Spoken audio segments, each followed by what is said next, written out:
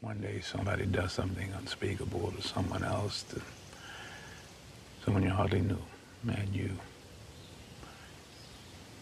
do something about it because you can. Hey guys, this story just broke this morning.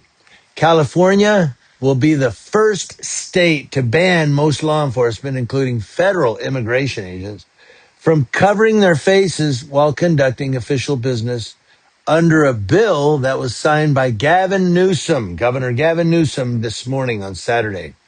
The ban is California's direct response to a recent series of immigration raids in Los Angeles, where federal agents wore masks while making mass arrests.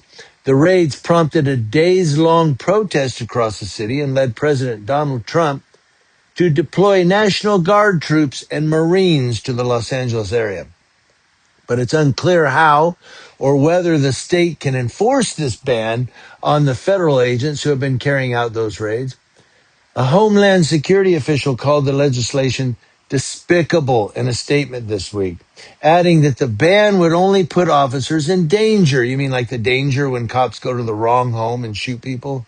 Assemblymember Al Murasuchi, a Democrat out of Torrance, said at a press conference in Los Angeles that students cannot learn if they live in fear of being deported. The California Safe Haven Schools Act is a clear message to Donald Trump. Keep ICE out of our schools. The Department of Homeland Security said it had sent letters yesterday to the attorneys general in California, Illinois, and New York, because of Chicago, reinforcing previous instructions that the Democrat-led states honor detainers from the U.S. Immigration and Customs Enforcement for criminal illegal aliens within their jurisdictions. Department of Homeland Security said in a statement today that if the states failed to comply, it would pursue all appropriate measures to end their inadvisable and irresponsible obstruction. Messages seeking comment from the DHS and ICE after the law was signed were not immediately returned. Governor Gavin Newsom, a Democrat who has railed on federal agents' use of masks during official business, said the measure will help California push back on federal overreach. He signed the bill in Los Angeles, flanked by state lawmakers and immigrant community members. Now, the new law prohibits neck gaiters, ski masks, and other facial coverings for local and federal officers, including immigration enforcement agents, while they conduct official business. I think the N95 is exempt, though. It makes exceptions for undercover agents, medical masks such as the N95 respirators, or tactical gear. It doesn't apply to state police. Trump administration officials have consistently defended the practice, saying that immigration agents have faced strident and increasing harassment in public and online as they have gone about their lives and about their enforcement in service of Trump's drive toward mass deportation, and hiding their identities is for their and their family's safety, like when cops go to the wrong house. Federal agents are already instructed to identify themselves and wear vests with ICE or Homeland Security markers during operations. They don't identify themselves. You don't even know their names. Homeland Security Assistant Secretary Tricia McLaughlin said that in a statement. Now, the men and women at CBP, ICE, and all of our federal law enforcement agencies put their lives on the line every day to arrest violent, criminal, illegal aliens to protect and defend the lives of American citizens, she said. Democrats in Congress and lawmakers in several states, including Tennessee, Michigan, Illinois, New York, Massachusetts, Pennsylvania, have also introduced similar proposals calling for mask bans for law enforcement officers. Proponents said the mask ban is especially needed after the Supreme Court earlier this month ruled that the federal administration can resume the sweeping immigration operations in Los Angeles. They're doing it in Chicago too now. The new law aims to boost public trust in law enforcement and stop people from impersonating officers to commit crimes, supporters said. Yeah, but they're also these cops are also committing crimes like assault, battery, and then they're walking away going, nobody knows who I am. I got away with it. So pull the mask off and we can see your face, and then we'll know if you're one of those law enforcement officers that's committing those batteries and those assaults. Like shooting an Australian reporter in the back of the leg while she's just standing there reporting. Yeah, stuff like that. Constitutional law expert Erwin Chemerinsky at the University of California, Berkeley, also defended the legislation.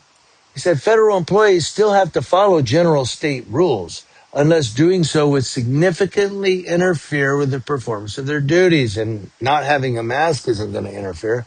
For example, while on the job, federal employees must stop at red lights. Now, the increase in high-profile immigration enforcement was already contentious between those opposed to the actions of Trump's administration and those in support of them.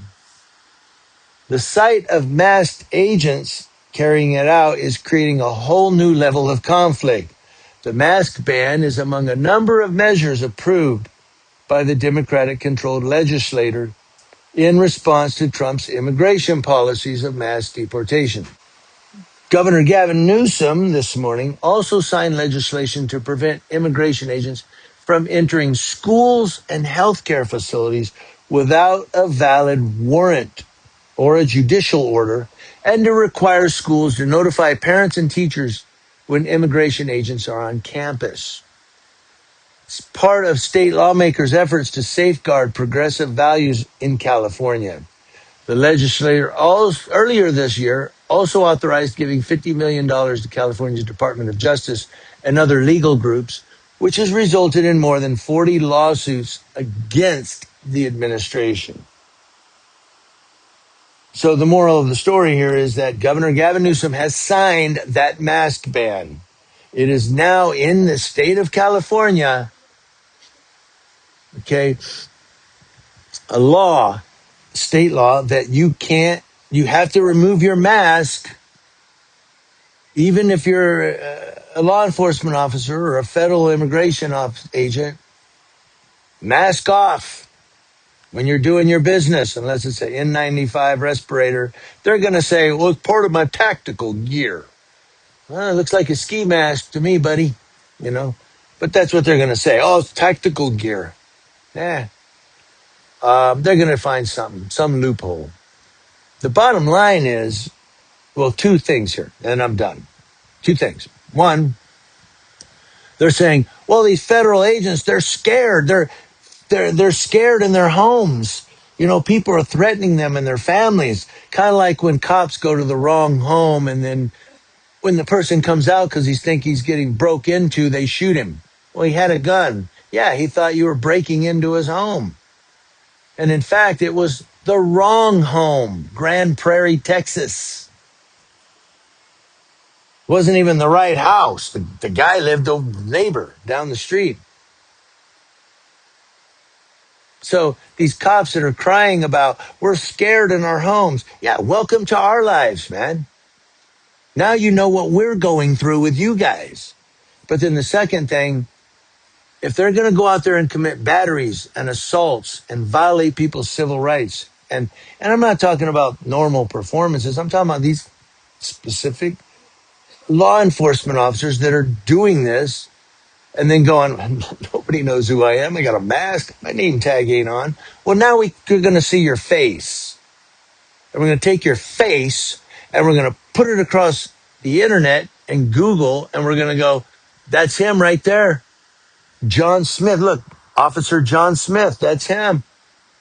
And now we're going to know you're the guy that's out there violating people's rights. We want to see your face, buddy, because we want to know who you are.